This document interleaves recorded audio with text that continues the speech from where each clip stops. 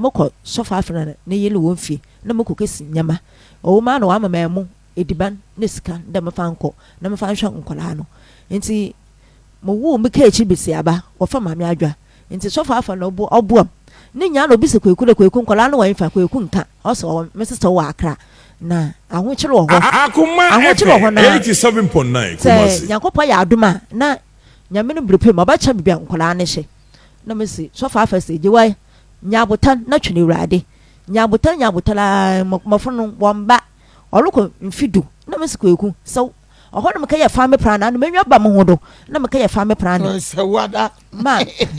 sewada obua kwa ya family planning ma me ka ya family planning 3 years yenko kwa ya no me ka ya ayi ma me bi o Roman asewan o wata kwa de Roman chapel asewan no also me same okay ma me to me na awu bebe no o so Kumasi me yin ska na ma wo no onye nti ma me ka cha me mo konka ya family planning nti me ka ya family planning no na da ma me gina me dua de kakra na me kala kweku so anche bibia nkola ne sha and mama police fo wacho na ache bibia nkola ne sha nti mema police fo ba mu no na me ka ma asa Sekeni police station dey me benyi onyema awo wa se so mbofo me impenifo bie no onya akashi baby be olukọ be 10 years mu nkola no oho na police fo wo nyem hye won no na se benyi na ase so womba a starting odo ebebeka na ye efe ye chensi 87.9 Kumasi na mama ka ma ayefona adina is too late why efe the time apa ho enti sese ebe ye den ye sa aka mofama no oho na wo chocho papers no wo makweku la paper there me fa nko fie no fa nko makweku enti kweku koto kasa enti kweku ni makenkan nti onim da ye police case nti na ogwane enti ogwa no na da mama ka che police fo da mukun kweku we gwa no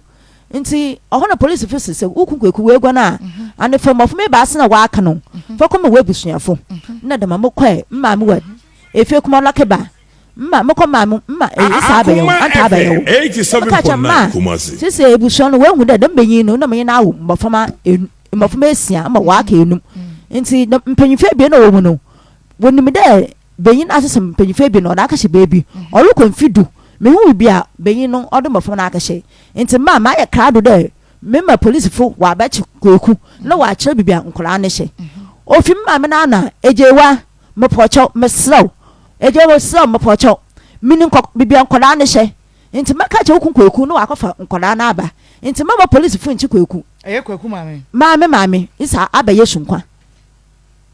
Akoma FM nti mama abaye keno Kumasi wo mame si wonim ba Akoma 87.9 Kumasi oda akọ wo mame abaye na okan abaye pa na okan hey nti mama abaye kede ejewa mepocho mesraw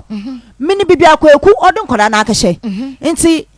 maka che kweku no akofa nkola na aba nti mama police fo nchi kweku nti mama abaye ka oka na masa behwe na nim din na masa som nkola no munamaleba awo so ba na wa aka no so munamaleba nti menye police ni yaka ya adweno kol na ya tetel kweku nti kweku na adwuma kweku oye skility nti bibi oye skility adwuma no police ni yako ho na police fo no skility fo so kweku onye adwuma ho nti ye na adwuma apon police fo nyanko bibi ayate no na masa ma yakwa ye nkonkoto oho na police nsi yanko bibi ayate no yako memende wi abe 12 o'clock yako no kweku hye ho wada na police ni ba abu no mu oba abu na ojedo oje na osekweku pwe nti opo ye no wada ankof wado to nensa na wonye no ko Sekeni nti wonye no ko Sekeni ya pona de ma wo bisibisi ne numa asem interview da enye fa na ode mbofo na akahye mu ni interview wo ye ni interview wo bisibisi ne enye fa na ode mkola na akahye nti me je ho na meko bom maame amande nti meko bom maame amande mama police fa achu kweku ofi maame na mama is abaya na ebe ejewa wutimiede ejewa ye kristonya wutimiede papa kristonya wutimiede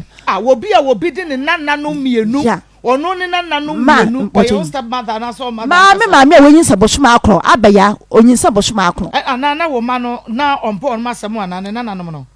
po masem mala ma me na no pema asem de dado mana ko pene na no wa ko ti se kwaku kum wo mu wa ton wo fa no ho ba ono susu onim baabi onni bibia nkola ne hye na den wa ka che se ma me ne ye nkoda ko se be baabi ya boboba wo den kura ne ko enti oho no na ma me ka chem de ejewa eye Kristo nya wutsim ya dem papa awu maka jo da bini bibia nkola ne sha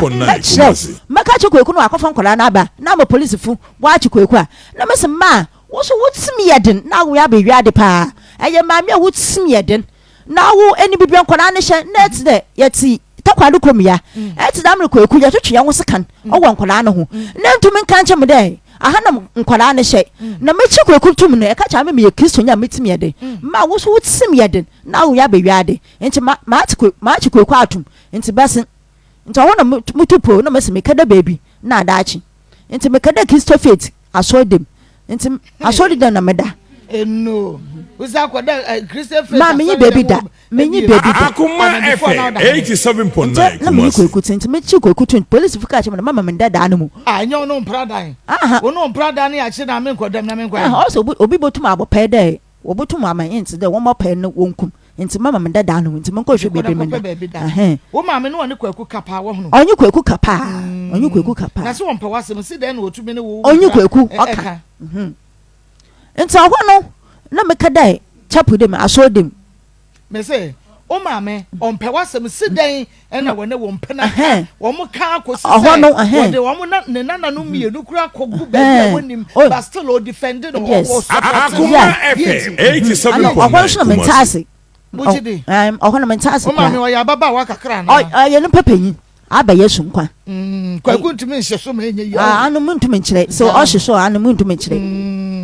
enti susu sade na bema wo ma me apekwaku asem ana wo wa ye ne ba no no odo beto tankuru wam enti ana mentum so aye ne mpro so aye ne bibia no mentum dis yankopon o yo ma me de yon po asem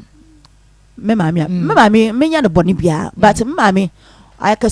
see I'm papa wontem ma me sister baba me sister me nechi banami wo fa baba enti baba no Akoma FM 87.9 ye papa na afa na dem so no mo papa nya ntokwa na mo ye ka jen papa na afa enti mama ne kesen mo nsensem bi enti so Frank po no mama akonkyere da ye fa nko nya to Bible na ntoma nya ko pota mama no mama ne still ntoma na amna Mr baba otontoma na mo so akwancha sofo ne ode kire me no ne ye de kwa ni mama ne bo anjwe mama ne bo anjwe tinu an sem one mo papa nya ntokwa ma ko jambo papa eno no mo time okay yen samra ye die ni mo ye mra ye track ne so enti no police for be che no mo se men na dem ho e na akoda Kristo faith Akoma FM Kristo faith ade che na me ba mama wo na mama se je wa saba sna ho na mo ngwalu wie na mo nkɔhwɛ wa achim mas wa atuma oho na metina ho na ogwalu wie obo no watch no friend watch no boy no na ko no watch dey ogwalu wie na no time wa ogwalu wie pa na menye no kwa sekendi so me no kwa sekendi na police fu wa ye kwaku interview wo bisibisi kwaku ni masem dey ewiase owo mu no ewiase owo mu ne yankopa no wana kwaku so akakada ne yankopa ne na aso oho okane police station okane police station se kani pa ne na so eye wo ma me anye ma na abaye sunkwa na so onye mo hade mo pocha ha kokoro tu so mo pocha ha wo tu fanta so o de beta she ko na ka peshe snap nti si de na o ye na ase njo onye mo nkwara ne nti njo baka na aso nti ame meti me fa na me mama kwai nti ye do police station afram police force mama ye ba chew ohona mama ye ni sede police force mama ye ba chew ohona mama ye ni sede mama wanchem no si ye ba chew o si ye ba chew no si mama ye ni sede mama wanchem ohona police force na ye bi si bisa bread ye otie nsam mbi na asem no ye nyan kakra asem ni o ye du kakra na awon asubesia na mama abaye se amena asubesia no na ye bisa wasu beyin dai iwiase obe no ne yanko pa no wana so mame o si ne yanko pa no ejewa ne mame nti awona asubese no mame se pian wonyo aye mala pian o kan pian wo mame se did atem pian mo pocha awon mame se mo so iwiase me be no menya oye ni se dei iwiase me be no moso menya ko pa me ni bo nche fatafo ani eje wonu kum kweku opeja ne say oh police station wo said oje nhire free na Akoma FM 87.9 Iwiase no so owom no ni nyanko pa onyi bo nche fatafo oni kweku na before woni kwaku ba betwe mpra na woni se o maame adamfo no me pocha aha wa hunu maame adamfo mu me hu pocha aha se woni na twen me nyi ne twempra asa na be hu se o maame adamfo me pocha nyo nti maame ka dem asem no o se nyanko pa no kweku onyi bo nche fatafo nti ho no na maame yiska 70 Ghana 70 Ghana o yiska de fi ne bag 70 Ghana no de makweku kweku je na pa didi o wo police station wo ho no na me hwe maame din ni na mama kada ni yakopa no kweku no ohona da shi ohana ma samada bodan me yam sham anenusuo fi fa me sunya na police fo mpanyifo wodidim wo sekendi wo gitra yam she mama dem mama kada ma asem da ni yakopa no kweku no wo dwere ho sai like adene jema ayem hyehye me dwon ho da de te mama kada ni yakopa onye bonchefu atafo no kweku nti adene oyemi ayem hyehye nti ohona atransa enusua fi info me super enusua ankasa pa de me sun usi enusua akese me super wo sekendi wo dan hwe na ma da bonafo nti ohono na police fo mpanyifo didimu wo de mabo fudin sala mensu na wa me no hu de otede Joseph na me no hu a Joseph na me no hu Bible otese hwan Joseph na me no hu a ohu Bible Joseph amane hu be no hu Bible mu kabi mama nsie mama ma ne de ma police fo kan no na woni Joseph wonti Joseph edin da Bible mu Joseph ro okwa no de nwuram ebusofo nya wo yi no touching nti embre no so no Yakopon embre so na Yakopon obesa no gono anobehye na enim nyam no oyi ne fi nwura no mu na obefie na Yakopon hye na enim nyam Joseph no de nwura Akoma 87.9 Kumasi no ma no ye den o ma obefie ma antelifio hye biala Yakopon yi antelifino na o hye na enim na nti wo sese na wo de nwura na nyame do mete ebusofo nya yi me touching na Joseph play o de nwura mu fie se anta ma muntu nka Bible na nchire mpochi o chira na mini Bible nkan mu muntu nchire enti ne mu no watch ma metena ho police fo watch ma metena no obi san edwuma oye mba dodo a waawo ikro fi na dama wo twotwo ma me nenu asem na wo ka che ma me don son enti ma me solo wi apo no obebegina me nenu ejewa obo mi dine ba san ejewa ebe ewiase ebe ya abre obeye ya ate na mesiyo nti mo hwe maame nani midin na police officer asem no yeden ya bobo mado no wada court center benyin na wa sese oni ye memba oda ko baby no ntumi nkapa ade ye bok court nti ade chi no wo se ye court be no ye fi court dem ye pu ya pre maame se je wabra